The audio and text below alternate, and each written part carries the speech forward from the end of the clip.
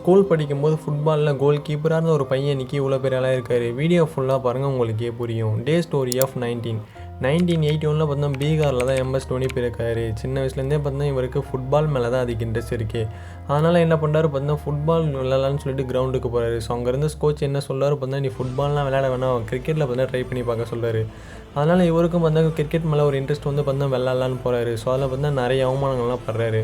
அதன் பிறகு தான் பார்த்தா மொதல் விக்கெட் கீப்பராக போகிறாரு. ஸோ அது உள்ளே போயிட்டு பார்த்தா நிறைய விளையாடுறாரு. ஸோ நிறைய தோல்விகளை பார்த்தா சந்திக்கிறாரு. நிறைய ஸ்கூல் டோர்னமெண்ட்டில் பார்த்தா விளையாடுறாரு. ஸோ நிறைய தோல்வி தான் அடைகிறாரு. அதன் பிறகு தான் பார்த்தா இவருக்கு ரயில்வேலேருந்து வேலை கிடைக்குது. ஸோ ரயில்வே வேலையை கொஞ்ச நாள் தான் செய்கிறாரு. அதன் பிறகு பார்த்தா நல்லா ட்ரைனிங் எடுத்து 2004 பார்த்தா முதல்ல விக்கெட் கீப்பராக மேட்ச்சில் பார்த்தா விளையாட போகிறாரு. ஸோ யாருமே எதிர்பார்க்காத அளவுக்கு பார்த்தா விளையாடுறாரு. ஸோ எல்லாருக்குமே பார்த்தா இவர் மேலே ஒரு நம்பிக்கை வருது. அதன் பிறகு 2007 பார்த்தா கேப்டன் ஆகிறாரு. T20 மேட்ச்சில் பார்த்தா வின் பண்ணியிருக்காரு. ஸோ இது வரைக்கும் பார்த்தா நிறைய மேட்ச் வின் பண்ணியிருக்காரு. ஸோ இது வரைக்கும் பார்த்தா 2023 தான் பார்த்தா அவரோட லாஸ்ட் மேட்ச் பார்த்தா வின் பண்ணியிருக்காரு.